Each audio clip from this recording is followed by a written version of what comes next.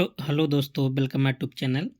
दोस्तों, आज आप सबके लिए लेकर आए हैं यूपी ट्रिपल एससी के लिए कंप्यूटर का प्रैक्टिस सेट। तो यदि आप यूपी ट्रिपल एससी के किसी भी एग्ज़ाम की तैयारी कर रहे हैं, जैसे वीपीओ, जूनियर असिस्टेंट, एजीटीए और मंडी परिषद और आने वाले एग्ज़ाम लेखपाल, तो आपके लिए प्रैक्टिस सेट बहुत इंपॉर्टेंट होगा। तो दोस्तों, आप सब देख रहे हैं क्वेश्चन का लेवल क्या है। तो आज बहुत ज़्यादा टॉपिक कवर किए हैं, cyber security, social media, algorithm, है ना। तो जो भी एडवांस टॉपिक है सब इसमें कवर किया गया है। तो आज का सेशन बहुत इंपॉर्टेंट होने वाला है, तो आप सब पूरे वीडियो में बने रहें।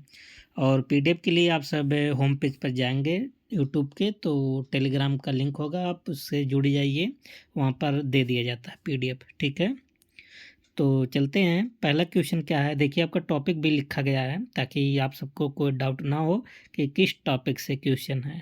ओके, पहला क्वेश्चन क्या है, कह रहा है कि मशीन लर्निंग बिना किसी मानवीय हस्तक्षेप के स्वयं निर्णय लेने में सक्षम होती है।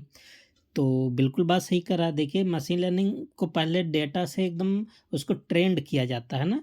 जब उसको ट्रेंड कर दिया जाता है तो उसके अंदर क्षमता हो जाती है ना कि स्वयं अपने आप क्या कर लेता है, निर्णय ले लेता है। जैसे आप सब आजकल देख रहे हैं, है ना, चैट जीपीटी हो गया, ग्रोक हो गया ट्विटर का, है ना। तो आप सब ट्विटर का यदि आप ग्रोक देखेंगे तो जैसे लगेगा कि कोई इंसान ही बात कर रहा है हम सब से, है ना, ऐसा बिहेव्स करेगा। ठीक है, तो बिल्कुल बात सही है। लेकिन हाँ, तो पहले इसमें क्या किया जाता है, डाटा को ट्रेंड किया जाता है ना।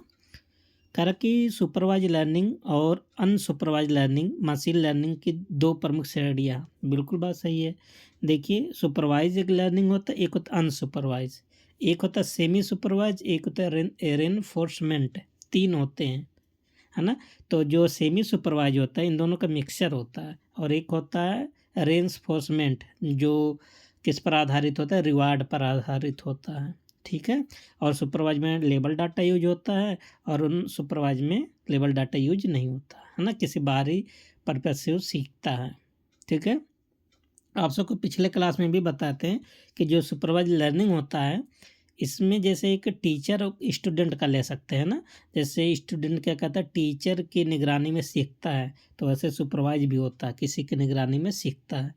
जबकि अनसुपरवाइज में किसी की निगरानी की आवश्यकता नहीं होती, ये स्वयं वातावरण से सीखता है। ठीक है, तो दूसरा भी सही है, पहला भी सही है।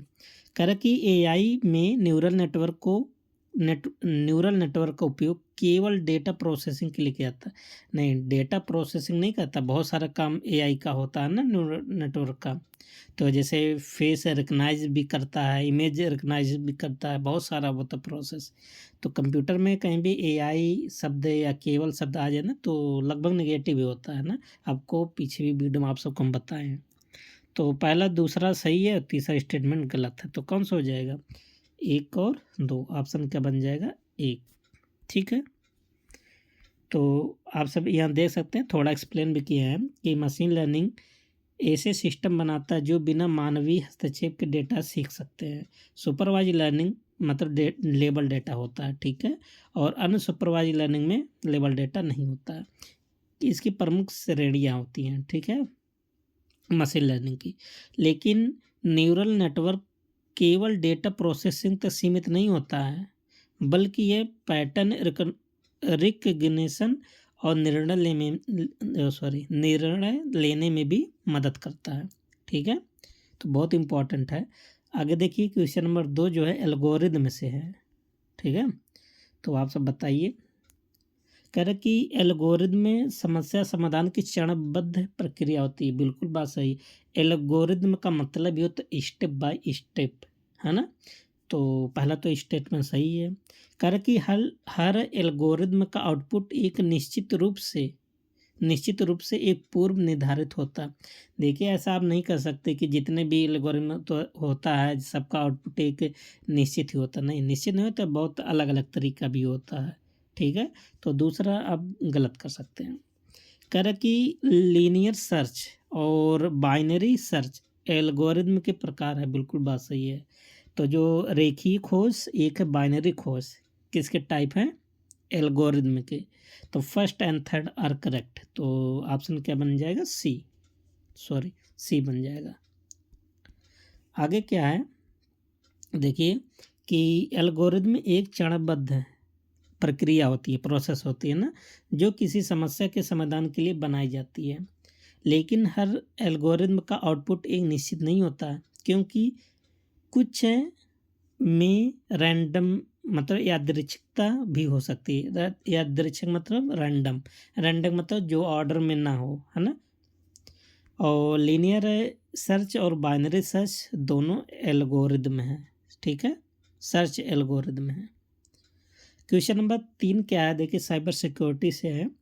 कह रहा कि फिशिंग एक प्रकार का साइबर हमला है, बिल्कुल बात सही है, जिसमें उपयोगकर्ता की निजी जानकारी चुराने की कोशिश की जाती है, बिल्कुल बात सही है। जैसे आप सबको फेक ईमेल भेजकर या कोई मैसेज भेजकर जिसमें लिंक होता है ना, ऐसे व्हाट्सएप पे बहुत सारे आते रहते हैं, तो इस माध्यम से किसी की पर्सनल डेटा को चुराने की कोशिश किया जाता है। तो पहला तो सही है।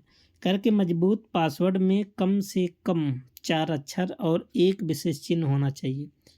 देखिए वैसे तो पासवर्ड का मानक तो स्टैंडर्ड तो नहीं होता, लेकिन ये माना जाता है ना कि आपका पासवर्ड जितना बड़ा होगा उतना ज़्यादा सिक्योर होगा, उसकी प्रोबेबिलिटी तोड़ने की उतना ज़्यादा जटिल होती है। जैसे मान लेते हैं 2 डिजिट का आप डाल देंगे पासवर्ड, तो कोई भी प्रयास करके वो खोल सकता है ना, लेकिन जब आप ये 10-12 डिजिट का डाल देंगे तो उसकी प्रायिकता बहुत बड़ी हो सकती है, ठीक है। तो देखिए जो मजबूत पासवर्ड होता है ना, 4 अंक का नहीं माना जाता, वो कितने का माना जाता है, 8। 8 अंक, उसी में अंक होना चाहिए, कुछ लेटर भी होना चाहिए, है ना, अलग अलग होनी चाहिए। तो दूसरा आपका गलत है। तीसरा स्टेटमेंट क्या है, कह रहा कि 2 फैक्टर अथेंटिफिकेशन सुरक्षा बढ़ाने के लिए उपयोग किया जाता है, बिल्कुल बात सही है। तो 1 और 3 क्या हो जाएगा, सही हो जाएगा, ठीक है। कह रहा कि फिशिंग में उपयोगकर्ता को नकली वेबसाइट या ईमेल के माध्यम से धोखा देकर निजी जानकारी चुराई जाती है, ठीक है। और मजबूत पासवर्ड कम से कम 8 से ज़्यादा अक्षर और विशेष चिन्ह और संख्या होनी चाहिए, ध्यान देना। ऐसा नहीं केवल 8 नंबर ही डाल दो या 8 ही अक्षर ही डाल दो, है ना, मिक्सर डाला जाता है, जिसके माध्यम से उसकी प्रोबेबिलिटी ज़्यादा हो जाती है जटिलता की। और 2 फैक्टर अथेंटिफिकेशन से लॉगिन की सुरक्षा क्या हो जाती है, बढ़ जाती है, बिल्कुल बात सही है। क्वेश्चन नंबर 4 सोशल मीडिया से है। कह रहा कि सोशल मीडिया प्लेटफॉर्म हमेशा, देखिए केवल और हमेशा जहाँ था ना, थोड़ा वहाँ आप सचेत हो जाइए, यूजर डेटा इनक्रिप्टेड रूप में स्टोर करता है। देखिए कुछ तो प्लेटफार्म है जो डेटा को इनक्रिप्ट करते हैं। इनक्रिप्ट क्या होता है, सिक्योरिटी की दृष्टि से बहुत अच्छा काम होता है ना। इनक्रिप्टेड मतलब जैसे आपका जो डेटा रहेगा, मान लेते हैं जैसे ABC लिखे हैं ना, तो इनक्रिप्ट में क्या कर लेगा, 010101 ऐसे प्रोसेस कर लेगा। तो इसका देखिए इसको कोई थोड़ी ना पढ़ पाएगा, है ना। तो सब सोशल मीडिया नहीं करते हैं, कुछ करते हैं ना, तो यहाँ सब कहा इसलिए गलत है, ठीक है। जैसे आप अगर व्हाट्सएप चलाते हैं तो आप जब मैसेज भेजते हैं ना, तो वहाँ लिखा रहता है इनक्रिप्शन का फॉलो करता है ना, तो सब नहीं कर सकता है, तो इसलिए पहला गलत है। कह रहा है कि 2 कारक प्रमाणीकरण सोशल मीडिया अकाउंट की सुरक्षा बढ़ाने में मदद करता है, बिल्कुल बात सही है।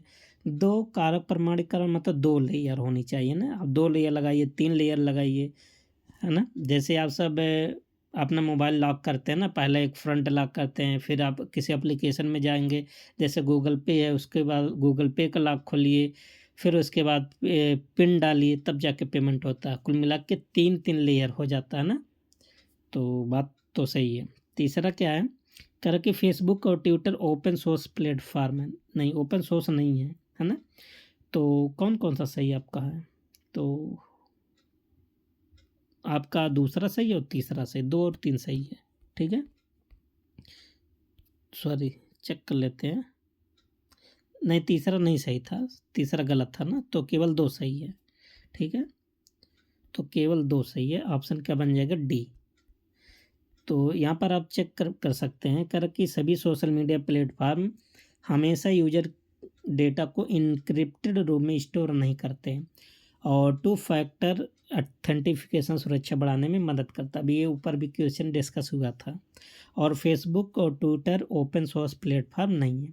ओपन सोर्स का मतलब जो फ्री में मिले आप उसमें बदलाव कर सकते हैं ना जबकि ऐसा नहीं है, फ्री में तो मिलता है लेकिन आप उसमें कोई आप चेंजिंग नहीं कर सकते हैं, ठीक है। अगला क्वेश्चन MS एक्सेल से है। कह रहा कि MS एक्सेल सम फंक्शन का उपयोग संख्याओं को जोड़ने के लिए किया जाता है। बिल्कुल बात सही है ना। और कहता है पाइवट टेबल डेटा को संक्षेप में प्रस्तुत करने के लिए प्रयोग किया जाता है। ये भी बात सही है ना। और वी लुकअप केवल क्षैतिज डेटा को खोजने के लिए किया जाता है। देखिए, एक होता है वी लुकअप, एक होता है एच लुकअप। वी मतलब वर्टिकल, एच मतलब हॉरिजॉन्टल, है ना। तो जो वी लुकअप होता है ना, वो हॉरिजॉन्टल के लिए नहीं होता, वो वर्टिकल के लिए होता है। ठीक है, तो तीसरा आपका गलत हो जाएगा। तो 1 और 2 क्या हो जाएगा, सही। ऑप्शन बन जाएगा ए। आगे आपको डिस्कस भी करेंगे, अभी आएगा एच लुकअप का। तो सम फंक्शन का प्रयोग करके आप एमएक्स एक्सेल में क्या कर सकते हैं, जोड़ सकते हैं। और पाइवट टेबल डेटा का प्रयोग करके आप क्या करते हैं, सारांश को दिखाते हैं, मतलब समरी संक्षेप में, है ना। और वी लुकअप को वर्टिकल रूप में खोजा जाता है, क्षैतिज नहीं। क्षैतिज के लिए क्या होता है, एच लुकअप। ठीक है। Next question number 9। दोस्तों इसमें कुल 20 क्वेश्चन है। ठीक है, और 20 क्वेश्चन बहुत इंपॉर्टेंट क्वेश्चन है। कर कि मशीन लर्निंग टॉपिक से है। कर कि मशीन लर्निंग में डेटा का उपयोग मॉडल को प्रशिक्षित करने के लिए किया जाता है। बिल्कुल बात सही है। जैसे जो भी आता है, जैसे चैट जीपीटी हो गया और ग्रोक हो गया, कोई भी होता है ना, पहले उसको डेटा के माध्यम से प्रशिक्षित किया जाता है। ठीक है, सीखता है। और डीप लर्निंग एक उप श्रेणी है जो न्यूरल नेटवर्क पर आधारित है। भी बात सही है। और कह रहा कि मशीन लर्निंग केवल सुपरवाइज लर्निंग तकनीकों पर आधारित है। अभी आपको पहले बताए थे, जो मशीन लर्निंग होता है ना, सुपरवाइज भी होता है, अनसुपरवाइज होता है, सेमी सुपरवाइज होता है, रेंफोर्समेंट भी होता है। मेन तो 2 कह सकते हैं, सुपरवाइज और अनसुपरवाइज। लेकिन यहाँ कह रहे केवल सुपरवाइज, जो कि गलत है। तो पहला और दूसरा सही है, तो ऑप्शन क्या बन जाएगा, ए। दोस्तों आशा करते हैं आप सबको समझ में आ रहा होगा। ठीक है, जो भी दिक्कत है, जो भी आप सब नहीं समझ में आता है या कहीं डाउट हो जाता है, तो आप सब कमेंट बॉक्स में कर सकते हैं। ठीक है, मैसेज, और अपनी राय दे सकते हैं। और टेलीग्राम पर भी आप सब जुड़ जाइए, वहाँ से भी आप मतलब कोई भी दिक्कत हो और आप शेयर कर सकते हैं। ठीक है, क्वेश्चन से रिलेटेड कोई भी जानकारी हो। और वहाँ पे होम पेज पे जाएंगे तो वहाँ व्हाट्सअप नंबर भी होगा ना, तो बहुत लोग मैसेज भी करते हैं, है ना। तो जो भी होता है वहाँ तक आप सबकी मदद की जाती है। तो देखिए मशीन लर्निंग में डेटा का उपयोग करके मॉडल को प्रशिक्षित किया जाता है। और डीप लर्निंग न्यूरल नेटवर्क पर आधारित एक मशीन लर्निंग तकनीकी होता है। ठीक है, लेकिन मशीन लर्निंग केवल सुपरवाइज लर्निंग तक सीमित नहीं है, बल्कि इसमें अनसुपरवाइज रेंफोर्समेंट लर्निंग भी शामिल होता है। और भी होता है, क्या होता है बताइए आप सब। एक क्या बताए थे, रेंफोर्समेंट, है ना। और क्या बताए थे, सेमी सुपरवाइज। रेंफोर्समेंट है, सेमी सुपरवाइज, दोनों का मिक्सर होता है, सुपरवाइज और अनसुपरवाइज का। क्वेश्चन नंबर 10 क्या है, एआई और न्यूरल नेट लैंग्वेज पर आधारित है। कहा कि एनएलपी मतलब न्यूरल लैंग्वेज प्रोसेसिंग कंप्यूटर को मानव भाषा समझने में मदद करता है। बिल्कुल बात सही है। कह रहा कि चैट जीपीटी और गूगल बर्ड एनएलपी आधारित एआई मॉडल है। भी बात सही है। कह रहा कि एनएलपी केवल टेक्स्ट डेटा पर काम करता है, ऑडियो या वीडियो पर नहीं। ऐसा नहीं है। देखिए आप सब गूगल पर जब कोई सर्च करते हैं ना, तो आप सब बोल कर भी सर्च कर सकते हैं। ठीक है, आप बोलेंगे तो अपने आप टेक्स्ट में चेंज होकर अपने आप सर्च हो जाएगा। अगर आप बोल भी नहीं सकते हैं तो गूगल पर जाएंगे, वहाँ गूगल लेंस होगा, आप उसके माध्यम से फ़ोटो क्लिक कीजिए और उस पर सर्च कीजिए, तब भी गूगल क्या कर लेगा, सर्च कर लेगा। ठीक है, तो इतना सारा टेक्निक पर आधारित है, बहुत सारा प्रोसेस कम करता है। तो केवल टेक्स्ट ही नहीं रहता, वीडियो, ऑडियो, वॉइस सब रहता है। ठीक है, तो तीसरा गलत हो जाएगा, पहला और दूसरा सही। ऑप्शन बन जाएगा ए। आगे क्या है, कह रहा कि एनएलपी कंप्यूटर को मानव भाषा समझने में और अनुवाद और उत्पन्न करने में मदद करता है। चैट जीपीटी और गूगल बार्ड दोनों एनएलपी पर आधारित एआई मॉडल हैं। ठीक है, एनएलपी केवल टेक्स्ट डेटा सीमित नहीं है, बल्कि स्पीच टू टेक्स्ट आपको बता दिए, और इस टेक्स्ट टू स्पीच और वीडियो एनालिसिस पर भी काम करता है। ठीक है, question number 10 MS Excel formula और फंक्शन से है। कह रहा कि काउंट फंक्शन का उपयोग किसी रेंज में मौजूद संख्याओं की कुल संख्या गिनने में किया जाता है। बिल्कुल बात सही है, काउंट लगा देंगे तो जितने भी संख्या रहेगा सब रेंज दे देंगे, सबको गिन के रख देगा। ठीक है। इफ फंक्शन का उपयोग तर्क आधारित निर्णय जिसको बोलते हैं लॉजिकल डिसीजन लेने के लिए किया जाता है। बिल्कुल बात सही है। हमने जैसे कंडीशनल आप कह सकते हैं, जैसे कहाँ से कहाँ तक जोड़ना, कहाँ से कहाँ तक फाइंड करना है ना, तो इफ का प्रयोग करते हैं। कह रहा कि एच लुकअप फंक्शन डेटा को ऊर्ध्वाधर और वर्टिकल के रूप में खोजता है। क्या बात सही है? देखिए एच लुकअप डेटा को किस में खोजता है, हॉरिजेंटल खोजता है, ना कि वर्टिकल खोजता है ना। वर्टिकल के लिए अभी आपको क्या बताते हैं, वी लुकअप बताए थे। तो तीसरा गलत हो जाएगा, पहला और दूसरा क्या हो जाएगा, सही हो जाएगा। ऑप्शन यहाँ भी हो जाएगा ए। ठीक है। तो यहाँ पर देखिए कि काउंट संख्याओं को गिनती करता है, टेक्स्ट को नहीं। ध्यान देना, काउंट केवल संख्या को गिनती करता है, टेक्स्ट को नहीं। अगर काउंटा लगा देंगे तो टेक्स्ट को भी क्या कर लेगा, गिनती कर लेगा। ठीक है। एक होता काउंट, एक होता काउंटा। कह रहा कि इफ फंक्शन तार्किक या कह सकते लॉजिकल शर्तें लागू करने के लिए उपयोग किया जाता है ना। अभी आपको बताए थे शर्त कैसे लागू करेगा। कह रहा कि एच लुकअप नहीं बल्कि वी लुकअप डेटा को ऊर्ध्वाधर के रूप में खोजता है, जबकि एच लुकअप क्या करता है, हॉरिजॉन्टली खोजता है। ठीक है। तो आशा करते हैं आप सबको याद भी हो रहा होगा धीरे धीरे। और साइबर सिक्योरिटी से क्वेश्चन है इनक्रिप्शन और अटैक से। ठीक है। कह रहा कि इनक्रिप्शन डेटा को सुरक्षित रखने के लिए एक तकनीक है। बिल्कुल बात सही। आप सब व्हाट्सएप इसी का यूज करते हैं ना। इनक्रिप्शन का मतलब ये होता है कि जैसे आप डेटा को भेजते हैं, मान लेते ए लिख कर भेजें, तो ये जो बीच में रहेगा 0101 करके जाएगा, और जब दूसरे के पास पहुंचेगा तो ए, मतलब बीच में अगर कोई हैकर होगा तो इसको हैक नहीं कर पाएगा ना। तो यही होता है इनक्रिप्शन मेथड। दूसरा कहता है ब्रूट फोर्स अटैक में हमलावर पासवर्ड को अनुमान लगाने के लिए कई संभावित मानों को आजमाता। बिल्कुल बात सही है। देखिए बहुत इंपॉर्टेंट पूछा जाता है कि ब्रूट फोर्स अटैक क्या होता है। अच्छा, आपको पीछे वाले भी वीडियो में बताए हैं। जैसे मान लेते हैं आप अपने घर पर रहते, कोई आपसे तो आपके घर में छोटा बच्चा रहता है ना। जब आप उसको आप मोबाइल दे देते हैं तो बच्चा क्या करता है, पासवर्ड को एकदम कई बार ट्राई करता है, उल्टा सीधा दाब दाब के चेक करता है कि खुल जाए, है ना।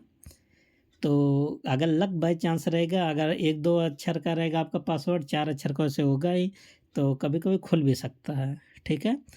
और यही होता है ब्रूट फोर्स अटैक, मतलब ट्राई करके, जैसे आपका एटीएम कार्ड कोई ले ले और ट्राई करे 10 20 बार 100 बार ना, खुल जाएगा। तो ये होता है ब्रूट फोर्स अटैक, मतलब पासवर्ड को ट्राई करना। तो ये भी बात सही है, ये भी बात सही है। DDoS distributed denial of service बहुत इंपॉर्टेंट इसका पूरा नाम है। कारण कि अटैक एक प्रकार का वायरस है। देखिए एक वायरस नहीं, एक अटैक है ना। इसमें क्या होता है, जैसे कोई सर्वर पर ना बहुत ज़्यादा बमबारी कर देता है। ठीक है। तो सर्वर क्या हो जाता है, जाम हो जाता है, स्लो हो जाता है। जब सर्वर स्लो हो जाता है तो अटैक करने वाले उसको सर्वर पे क्या कर देते हैं, अटैक कर देते हैं। ठीक है। तो तीसरा गलत हो जाएगा, तो एक और दो आपका क्या हो जाएगा, सही हो जाएगा। तो इनक्रिप्शन डेटा को सुरक्षित करने के लिए उपयोग किया जाता है ना। ब्रूट फोर्स अटैक पासवर्ड को तोड़ने के लिए यूज होता है। और DDoS अटैक एक वायरस नहीं है बल्कि एक साइबर हमला होता है। ठीक है। जो किसी क्या कहते हैं, वेबसाइट या सर्वर को रोक देता है। क्वेश्चन नंबर 13 MS वर्ड से है। कर के हेडर और फुटर किसी डॉक्यूमेंट के हर पेज पर समान रूप जानकारी जोड़ने के लिए किया जाता है। बिल्कुल बात सही है ना। एक होता है हेडर, एक होता है फुटर, है ना। एक होता है हेड नोट, एक होता है foot note. Head note foot note reference tab में होता है। ठीक है। तो बिल्कुल बात सही है। कह कि ट्रैक चेंज का उपयोग दस्तावेज में किए गए संपादन मतलब एडिट को ट्रैक करने के लिए किया जाता है। बिल्कुल बात सही है। ठीक है। अच्छा, ट्रैक चेंज आपको बता दें, बहुत ज़्यादा पूछता है। जैसे मान लेते हैं आप MS वर्ड पर यूज किए, कोई एस से लिख दिए। ठीक है।